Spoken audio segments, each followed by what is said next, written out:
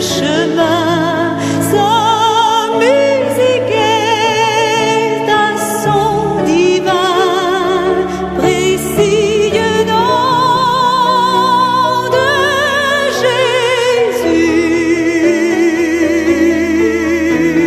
Jésus, béni soit ton nom.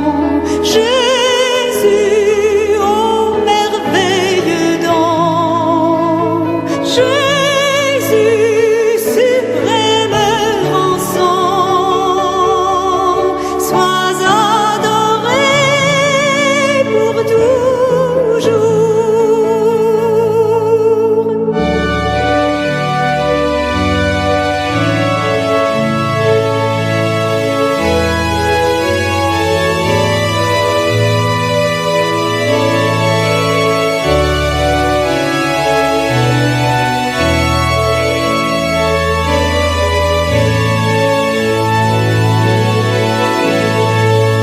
Le jour viendra, non solennel, où toute voix à ton appel dira sur terre et dans le ciel, précis nom de Jésus. Jésus, béni soit ton nom. Jésus, ô merveilleux don. Jésus, suprême rançon. Sois adoré pour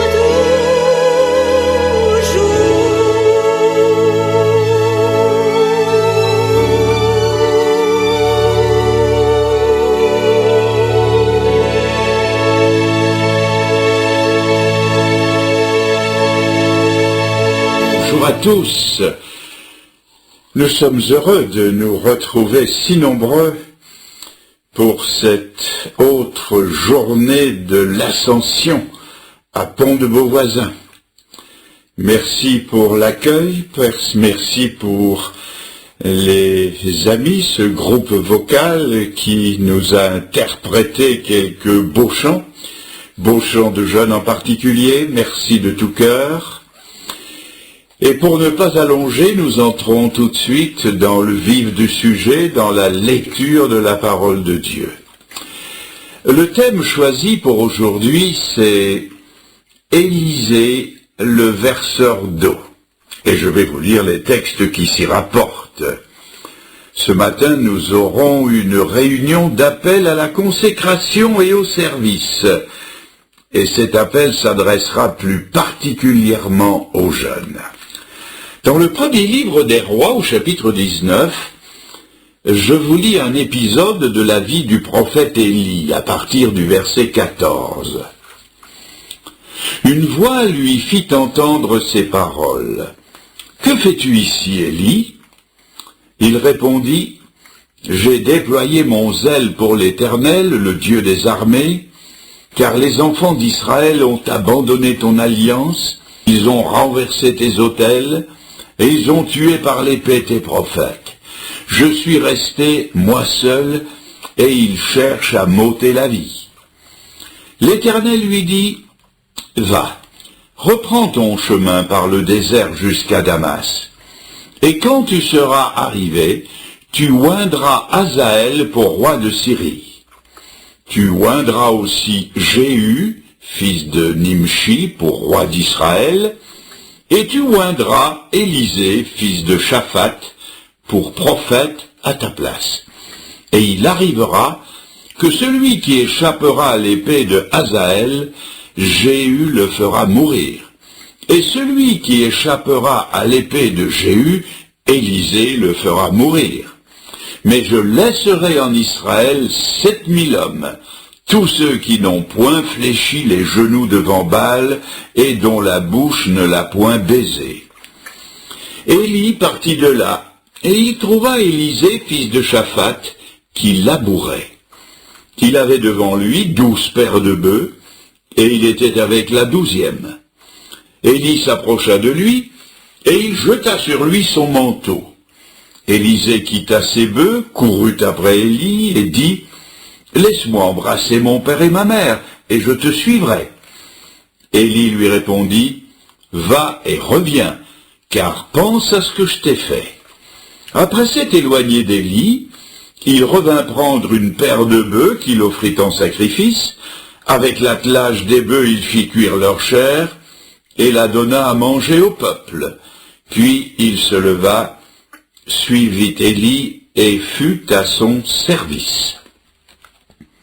Quelques pages plus loin, dans le 2e livre des rois, je lis au chapitre 3 et au verset 11, Josaphat, c'est le roi de Juda, le royaume du Sud. Josaphat dit, « N'y a-t-il ici aucun prophète de l'Éternel par qui nous puissions consulter l'Éternel » L'un des serviteurs du roi d'Israël répondit, « Il y a ici Élisée, fils de Shaphat, qui versait l'eau sur les mains d'Élie. » Et Josaphat dit, « La parole de l'Éternel est avec lui. » Ensuite, dans le Nouveau Testament, dans l'Épître aux Philippiens, je lis au chapitre 2, verset 22, la recommandation de l'apôtre Paul concernant Timothée. « Vous savez qu'il a été mis à l'épreuve en se consacrant au service de l'Évangile avec moi comme un enfant avec son père. » La Bible débute par cette parole pleine de majesté. Au commencement, Dieu. Dieu est au commencement de toutes choses. C'est ce que nous dit le prologue de l'évangile de Jean en parlant de Jésus-Christ. Au commencement était la parole était avec Dieu, la parole était Dieu. Dans l'épître aux Colossiens, au chapitre 1, au verset 17, il est dit de Jésus, « Il était avant toute chose, et toute chose subsiste par lui. Il est la tête du corps de l'Église, il est le commencement. » C'est-à-dire que tout a commencé par lui. Les mondes physiques, les mondes spirituels, l'Église. Et il en est ainsi dans la vie de ceux qu'il appelle à son service. C'est de lui que tout part, c'est lui qui prend l'initiative. Le prophète Jérémie, au début de son ministère, est appelé par Dieu, et il dit au chapitre 1, verset 4, « La parole de l'Éternel me fut adressée en ces mots, « Avant que je t'eusse formé dans le sein de ta mère, je te connaissais, et avant que tu fusses sorti de son sein, je t'avais consacré et je t'avais établi prophète des nations. » Israël, le peuple de Dieu, pourra dire, « L'Éternel m'a appelé dès ma naissance, il m'a nommé dès ma sortie des entrailles maternelles. » L'apôtre Paul dira de son ministère dans l'Épître aux Galates au chapitre 1er verset 15, « Il a plu à celui qui m'avait mis à part dès le sein de ma mère, de m'appeler par sa grâce et de révéler en moi son Fils. » Dans l'Évangile, lorsque Nathanaël, étonné, a posé au Seigneur Jésus la question lui demandant d'où il le connaissait, Jésus a répondu, « Avant que Philippe t'appelât, je t'avais vu sous le figuier, je te connaissais. » Dans le récit que nous avons lu dans le livre des rois, c'est la même vérité qui ressort. C'est Dieu qui prend l'initiative de l'appel d'Élisée. Il envoie le prophète Élie et il lui dit, « Tu oindras Élisée comme prophète à ta place. » Au commencement de tout appel, de tout service, de toute vocation, il y a l'appel de Dieu. Quelle sécurité pour le restant d'une vie de savoir que Dieu en est le commencement, qu'il en est le déroulement et qu'il en sera la fin. C'est vrai pour chacun de nous, car dans l'Épître aux Éphésiens, au chapitre 2, versets 8 et 9, il est écrit que nous sommes son ouvrage, nous avons été créés en Jésus-Christ pour des bonnes œuvres qu'il a préparées d'avance afin que nous les pratiquions. S'il les a préparées d'avance, c'est que Dieu est au commencement de tout appel et de tout véritable service. Mais si Dieu est au commencement, notre responsabilité, c'est d'entrer dans cette préconnaissance de Dieu et de montrer l'estime que nous donnons à l'honneur qui s'y attache en y répondant favorablement. Car il est vrai que nous pouvons donner une fin de non-recevoir aux appels de Dieu. Dieu n'oblige personne à se convertir, il n'oblige personne à le servir. Dieu peut nous convaincre, il peut nous presser, il peut nous obliger à entendre sa parole, mais il nous appartiendra toujours de répondre à son appel. Dieu ne bousculera jamais personne dans son ciel. Personne ne sera sauvé contre son gré, et personne ne servira le Seigneur de force, et cela est ici illustré dans la biographie du prophète Élisée. Alors, voyons ensemble comment les choses se sont passées. Je vais me permettre de faire une assez longue introduction sur le prophète lui-même. Nous connaissons très peu de choses sur la première partie de la vie d'Élisée. Il avait eu certainement des parents pieux qui lui ont donné un nom avec une signification spirituelle, car Élisée veut dire « Dieu est salut ». Il a passé sa jeunesse dans une famille aisée, il a grandi dans un cadre rural, dans le domaine de ses parents, et il a participé à la vie active d'une exploitation agricole. Et comme les jeunes d'autrefois n'étaient pas différents de ceux d'aujourd'hui, qui rêvent d'avoir le permis de conduire, qui leur donnera, sinon la liberté, tout au moins un sentiment d'autonomie, eh bien Élisée, jeune aussi, a attendu avec impatience le moment où il aurait le permis de conduire le tracteur de l'exploitation familiale, en l'occurrence une paire de bœufs. Et en quelques années, il s'est élevé au niveau des plus habiles ouvriers de son père, au point que nous le trouvons ici en train de conduire toute une section de labourage composée de 11 ouvriers. Il met la main à la pâte, il fait le 12e et conduit lui aussi son attelage de bœufs.